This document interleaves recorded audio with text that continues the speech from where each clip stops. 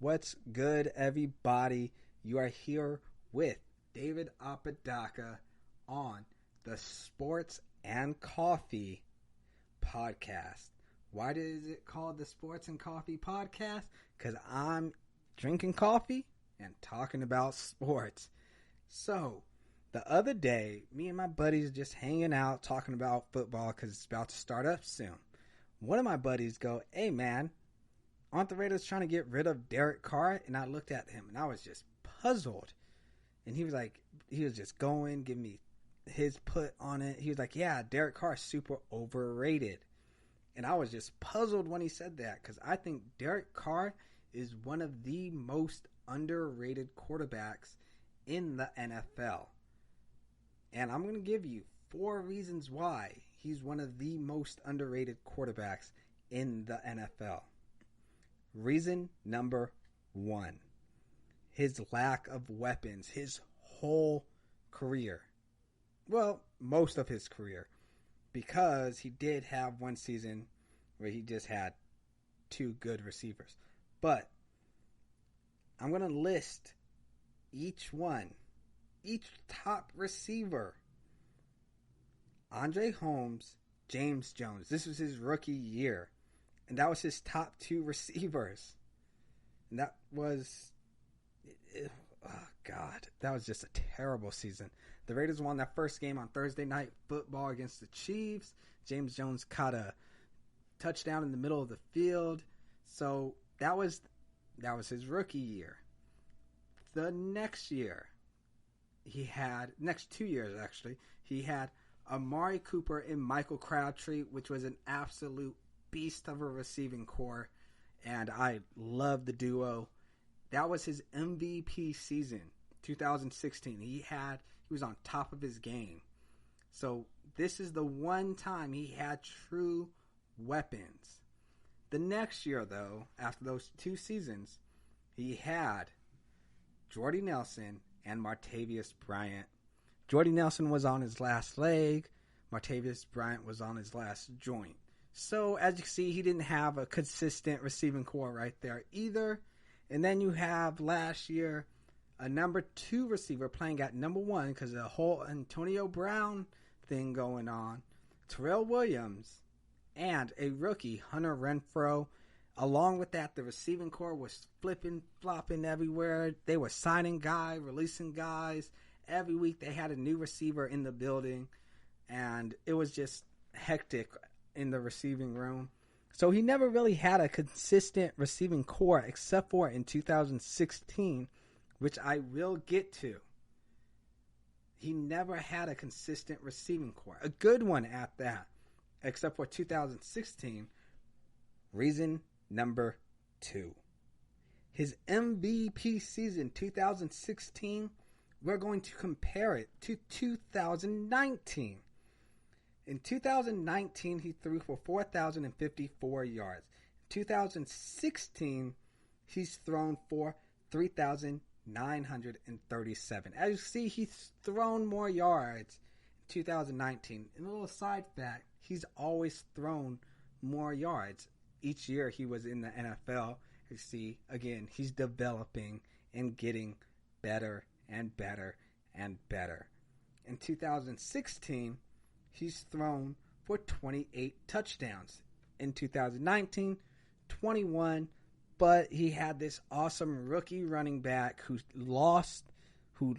they stole Josh Jacobs' Rookie of the Year award away from him in the backfield, so that makes sense. 2016, his completion percentage was 63.8%. 2019 was 70.4%. And this is another topic I'm going to get on. He's gotten better completing these passes. Interception went up by 2. 2016 was 6. 2019 was 8.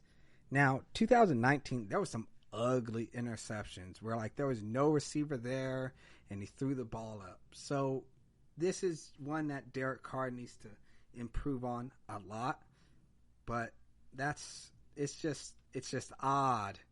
He's only thrown 2 more interceptions from his MVP season. And no one likes this guy because of that, but people forget about his MVP season, him throwing 6.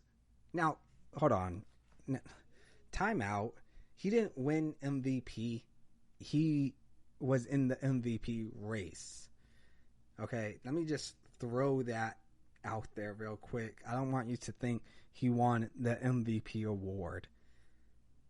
Now, as you see the stats, and he also rushed for 2 touchdowns in 2019, none in 2016. But as you see, the stats are very, very close and similar, except for the touchdowns, but that's because he had a dominant running back in the backfield. 2019, he slowly got better.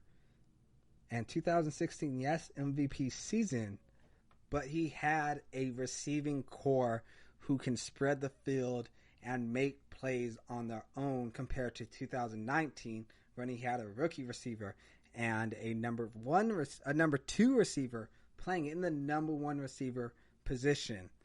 Now, here goes my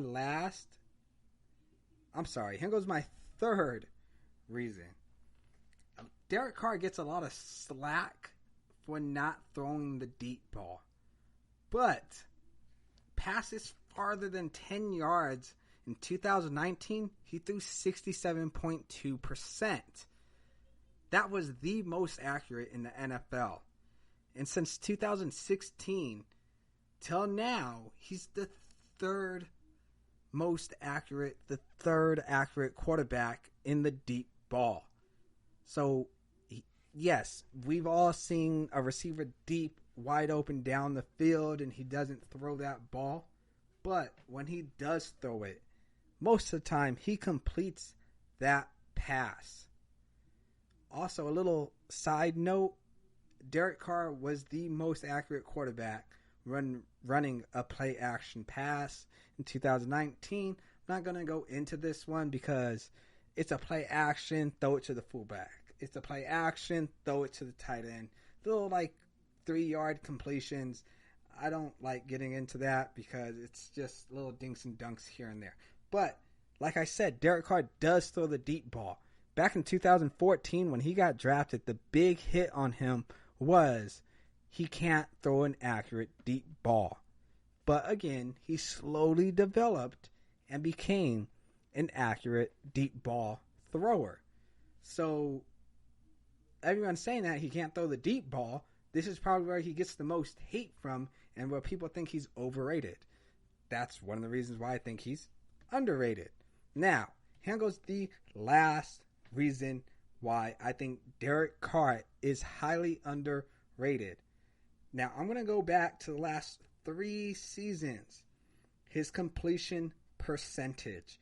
2017. And I'm going to throw in his yards too. 2017. 62 point. You know what? We're going to drop all the way back to 2016. His MVP season. Okay? So check this out. 2016. 63.7. 2017. 62.72. Yes, a slight drop. But 2018, 68.9. Last year, 70.37. That's all his percentage, his completion percentage. Again, 2017, 62.7. 2018, 68.9. Last year, 70.3. He slowly developed and got better. He's completing the ball. He's throwing it. He's making his passes count. He's getting positive yards. He's throwing the ball. He's doing what he's supposed to do with the lack of weapons that he has around him. Again, that was the last reason too. He completes it. He completes his passes. Okay, so there's no reason to hate on Derek Carr. He gets so much hate throughout the league for absolutely no reason. This year, with Henry Ruggs, Terrell Williams can be the number 2 receiver. Hunter Renfrow can play the slot. I think Derek Carr will explode in Vegas. I think he has a chance to be an MVP type player with everything he has going on. The move to Vegas, new stadium. The Raiders are going to make something of this year, and Derek Carr would no longer have that hate of him for no reason. Like, if you want to hate Derek Carr, hate him because he's good. Don't hate him because you think he's overrated. He's not overrated. Derek Carr, as you can see, I have everything laid out. Derek Carr is highly underrated. Now, if you think differently, hit me up on Instagram, Facebook, Twitter, text me, call me, do anything, send a pigeon, and tell me what you think. Because I don't think Derek Carr is overrated. And I don't know why people can't see that Derek Carr is good if he has weapons.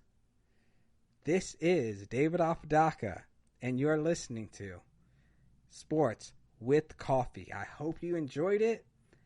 There'll be another video out soon with a list of the top 10 players, quarterback, running back, and receivers for 2020. See if your quarterback, receiver, or running back is on this list. Again, stay safe, stay blessed, and come back next time. I'll see you guys later.